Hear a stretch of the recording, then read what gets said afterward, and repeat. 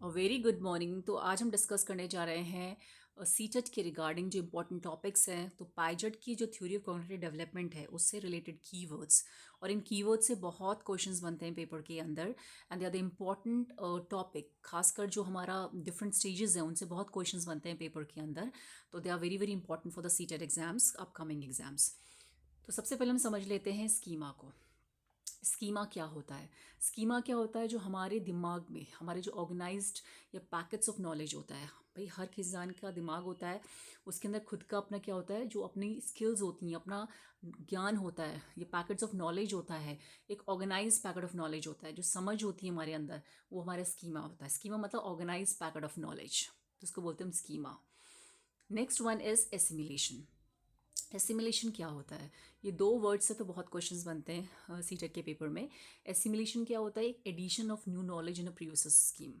मतलब हमें पहले से कोई नॉलेज पता है और उसमें हम अपने ज्ञान को ऐड करते हैं।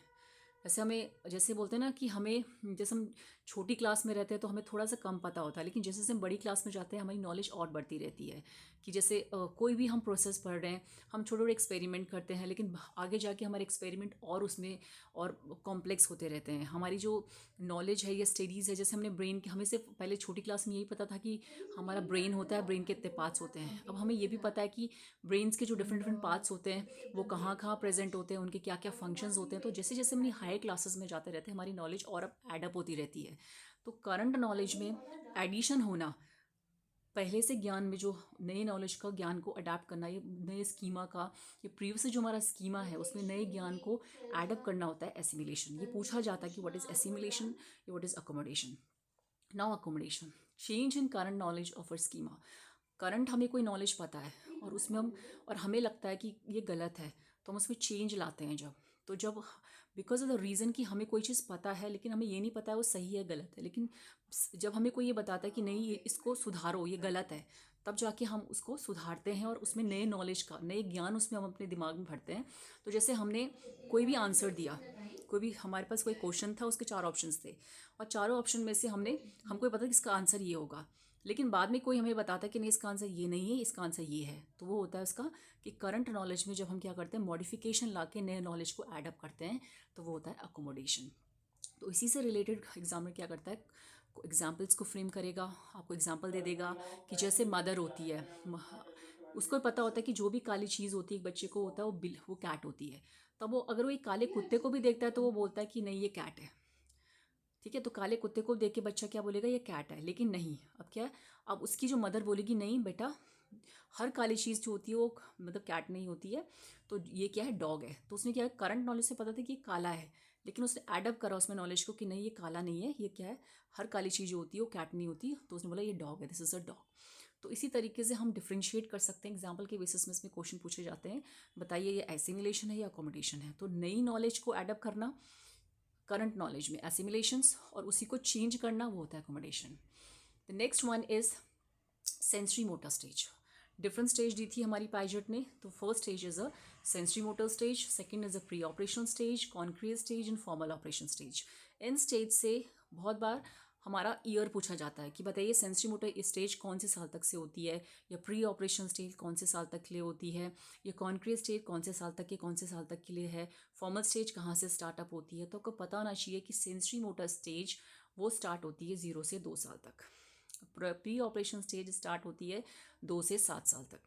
कॉन्क्रीट ऑपरेशन स्टेज होती है 7 से 11 साल, और फॉर्मल ऑपरेशन स्टेज होती है 12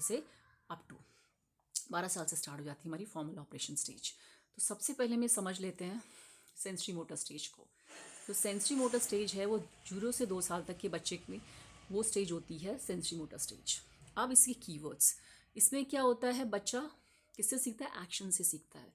बच्चा किससे, एक्टिविटी से सीखता है। बच्चा सिंबल से सीखता है। ये कीवर्ड्स हैं, इन्हीं क्वेश्चंस में इन कीवर्ड्स का एग्जामिनर यूज़ करेगा और आपसे क्वेश्चन फ्रेम करेगा कि बताइए अगर कोई बच्चा ऐसी एक्टिविटी कर रहा है, एक्टिविटी के थ्रू सीख रहा है, ये एक्शंस के थ्रू सीख रहा है, सिंबल्स के थ्रू सीख रहा है, रिफ्लेक्स एक्शंस कर रहा है के थ्रू सीख रहा है, ये ऑब्जेक्ट परमियंस है, उसको ये लगता है कि अगर कोई ऑब्जेक्ट हमारे सामने नहीं है, मतलब उसको ये लगता है कि अगर कोई ऑब्जेक्ट को हमें दिख नहीं रही है, सुन नहीं रही है, या हम उसको मतलब सुन समझ नहीं पा रहे हैं, तो फिर भी वो ऑब्जेक्ट एग्जिस्ट करती है।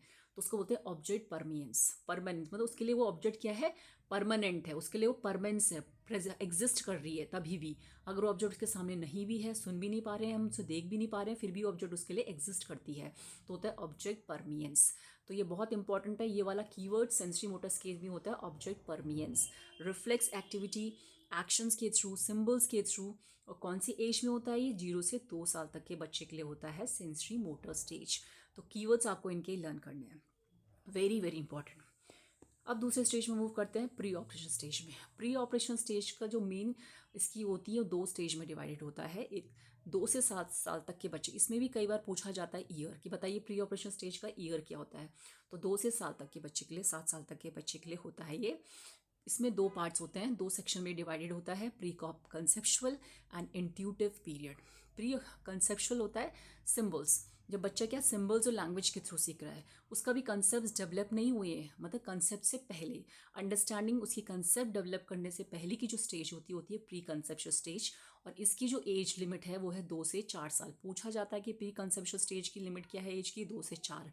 इंट्यूटिव पीरियड की क्या होती है, 4 से 7। तो इनकी ईयर्स भी आपको लर्न करने बहुत बहुत इंपॉर्टेंट है। और इसमें क्या होता है, बच्चा क्यूरियस होता है कि अरे ये चीज़ क्यों हुई, किस लिए हुई, क्या उसके अंदर क्यूरियोसिटी का जो डेवलपमेंट होने, उसकी इंट्यूशन डेवलप होने लग जाती है, क्यूरियोसिटी डेवलप होने लग जाती है। वाई, वो होता है इंट्यूटिव पीरियड, ठीक है। उसे बोलते हैं इंट्यूटिव पीरियड, जो होता है 4 से 7 साल तक के बच्चे के लिए। तो these are the keywords we have to learn and the age limit also. अब है मेन, जो अगर इसका जो की पॉइंट्स हम लर्न करें, प्री ऑपरेशन स्टेज के जो कॉमन की पॉइंट्स होते हैं वो होते हैं सिंबल, सिम्बॉलिक थॉट्स आते हैं, सिंबल्स के थ्रू बच्चा सीखता है, लैंग्वेज के थ्रू, सिंबल्स के थ्रू बच्चा सीखता है। इसमें उसको सिंबॉलिक थॉट्स आता है कि वो सिंबल्स को अपने दिमाग में क्रिएट करने लग जाता है। ईगो सेंट्रिक होता है बच्चे, वो सोचता है कि मैं ही सही हूँ, जो मैं कर रहा हूँ मैं ही, वो दूसरों के पर्सपेक्टिव से नहीं देखता, उसको सिर्फ अपना ही केंद्रित, वो अपने ही समझ से अपने आप को सही समझता है। उसको दूसरों के नज़रिए से, वो दूसरों से पर्सपेक्टिव से, या दूसरों की बातें उसको सब झूठी लगती हैं, ईगो सेंट्रिक होता है। Very important keyword for the pre operation stage, ये ईगो सेंट्रिक वर्ड। सेंट्रेशन होता है, वो एक ही डायमेंशन से चीज़ों को देखता है, वो एक ही पर्सपेक्टिव से, वो एक ही डायमेंशन से बच्चों को सीख देखता है, वो होता है सेंट्रेशंस। और ईगो सेंट्रिक मतलब उसे अपनी ही बात सही लगती है, वो दूसरों के नज़रिए से समझना ही नहीं चाहता, उसको दूसरों की बात झूठी लगती है, उसे दूसरों के नज़रिए से वो अंडरस्टैंड करना नहीं चाहता, तो होता है ईगो सेंट्रिक, अपनी ईगो उसको बड़ी लगती है इस पीरियड में। तो होता है pre operational stage, ego centric, centration, thoughts, symbolic thoughts and language. Now move to the concrete operation stage. Concrete operation stage होती है 7 से 11 साल तक के बच्चे के लिए। लॉजिक थिंकिंग, इसमें बच्चा जो होता है लॉजिक थिंकिंग करता है, किसके लिए, कॉन्क्रीट चीज़ों के लिए। कॉन्क्रीट वर्ड बहुत इंपॉर्टेंट है इसमें, इसमें बच्चा सिर्फ कॉन्क्रीट चीज़ पे लॉजिकल थिंकिंग का यूज़ करता है। फिजिकल जो इवेंट्स होते हैं, कॉन्क्रीट फिजिकल जो हम टच कर सकते हैं, देख सकते हैं, उन पे लॉजिकल थिंकिंग यूज़ करता है। तो logical thinking is a very important keywords, concrete is a very important keywords. जो मूर्त चीज़ें होती हैं, जिसे हम बोलते हैं ना, जिन्हें हम टच कर सकते हैं, देख सकते हैं, उनको समझने की कोशिश करता है वो। कंजर्वेशन में अंदर स्टार्ट हो जाता है। कंजर्वेशन का मतलब ये होता है कि जैसे वो वो बोलता है कि जो मास है या किसी का वॉल्यूम है, वो शेप और साइज से चेंज नहीं होता। अगर हम एक पानी जो है, अगर किसी भी हम छोटे गिलास से बड़े गिलास में भी डाल दें तो उसका वॉल्यूम सेम रहेगा, तो उसके अंदर कंजर्वेशन की एबिलिटी डेवलप होने लग जाती है, रिवर्सिबिलिटी आने लग जाती है। कि अगर हम मतलब पानी को हम दोबारा से क्या कर सकते हैं, दूसरी उसमें पोर कर सकते हैं। अगर हमने एक गिलास से दूसरे गिलास में पानी डाला, तो हम उसी गिलास से दूसरे गिलास में भी पानी डाल सकते हैं। तो रिवर्सिबिलिटी, कंजर्वेशन, क्लासीफाई करने लग जाता है बच्चा इसमें चीज़ों को, ऑर्डरिंग करने लग जाता है बच्चा। डिसेंट्रेशन होता है, तो इसमें क्या होता है, हर एक एंगल से बच्चा चीज़ों को देखना स्टार्ट कर देता है, तो उसे बोलते हैं डिसेंट्रेशन, एक ही पॉइंट ऑफ व्यू से नहीं देखता है वो चीज़ों को। तो conservation, reversibility, classifying things, ordering, decentration, these are the keywords for the concrete operational stage, very very important. Now last, formal operation stage, 12 साल से ऊपर तक के बच्चों के लिए होती है फॉर्मल ऑपरेशन स्टेज। इसमें बच्चा एब्स्ट्रैक्ट थिंकिंग डेवलप करता है। इसमें वो क्या होता है, अमूर्त चीज़ें सुनने लग जाता है, वो जैसे हैप्पीनेस है, जॉय है, या अपमान है, सम्मान है, जो ये एब्स्ट्रैक्ट चीज़ें होती हैं उसके बारे में ये समझ उसकी डेवलप होने लग जाती है। लव है, फीलिंग्स हैं, जैसे बोलते हैं ना कि फॉर्मल ऑपरेशन स्टेज जब तक कौन से स्टेज में ज़्यादातर हाईलाइटेड होता है, एप्स जो हमारी एडोलसेंस पीरियड होता है, तो इसमें बच्चा हाइपोथेटिकल रीजनिंग करने लग जाता है, साइंटिफिक उसका टेम्पर डेवलप होने लग जाता है, एब्स्ट्रैक्ट थिंकिंग करने लग जाता है, प्रॉब्लम सॉल्विंग करने लग जाता है। उसमें लव की फीलिंग्स की जो डेवलप होने लग जाता है। तो जब बच्चा क्या होता है फील मतलब एब्स्ट्रैक्ट चीज़ों को समझने लग जाता है, these are the keywords: abstract thinking, reasoning, hypothetical reasoning, abstract thinking, scientific temper, problem solving, start in adolescence period, example love and feelings। तो ये होती हैं फॉर्मल ऑपरेशन स्टेज। और कॉन्क्रीट में क्या होता है, जब वो लॉजिकल थिंकिंग करता है किसी कॉन्क्रीट चीज़ों के बारे में, फिजिकल इवेंट्स के बारे में, conservation, reversibility, classifying things, ordering, decentration. तो ये होती है कॉन्क्रीट ऑपरेशन स्टेज। तो ये क्या है, सारी इंपॉर्टेंट स्टेज के कीवर्ड्स थे तो आपको लर्न करने हैं, और ये सारी इंपॉर्टेंट कीवर्ड्स हैं और एक ही वीडियो में जो भी इंपॉर्टेंट स्टेजेस के इंपॉर्टेंट कीवर्ड्स हैं मैंने शेयर किए हैं।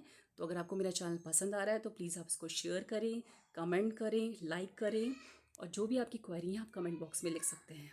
Thank you.